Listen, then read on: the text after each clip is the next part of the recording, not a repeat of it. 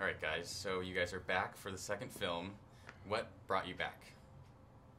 Um, we wanted to do another one, and people wanted it. People have been calling for it, for years. And, all we could say is that, we hope they do another one. And just coming back with the characters, because I love my character and I love going against Billy, and then there's Brett. And, Brett's all grown up now, and he was especially good in the first one, and he's especially good in this one. So describe Thurman then and Thurman now.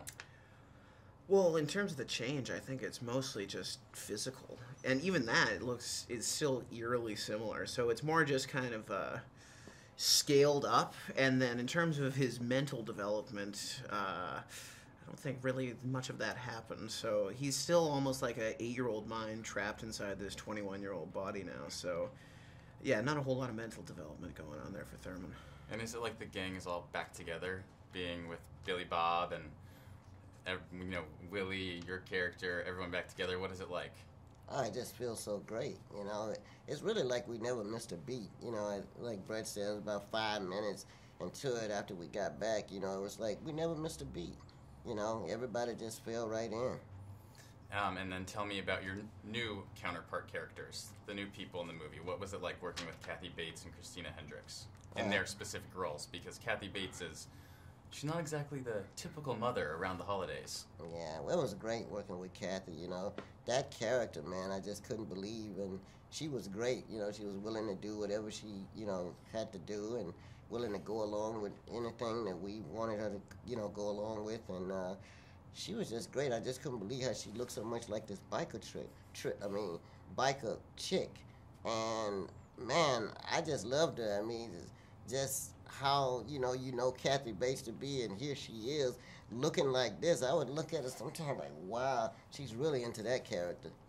And what were Thurman's feelings about his idol's mother? Oh, I think he's over the moon. Like, you should in no way like someone like Sonny, but Thurman showed in the past that it doesn't matter how terrible a person you are, he's going to find something to like in you. That's what we love about Thurman. And then the movie is obviously rated R. So it is. So do you guys? I thought we were going for a soft G. Not rated. Not in this life. Do you guys think that R-rated movies now and the way that you speak in those with the swearing and everything is just kind of how people speak in their day-to-day lives? I think it depends on the person. I think there's some people who never really swear at all, but I can let a few fly whenever I'm off camera or even fucking on camera. But and I think it's even like with the original Bad Santa, you didn't see as many like completely foul R-rated comedies, so it was almost kind of the start, kind of got the ball rolling on the whole trend of these R-rated comedies. Right. Bad Santa just brought out the worst in you as far as if you want to get that stuff out, you can get it out. And you're doing a movie. So, my character is totally different than that. My real life, the way I am in real life. But that character, man, I get to get it out of my system, It's like good therapy. So you guys don't talk like that outside of the movie? Oh, no. Oh, no.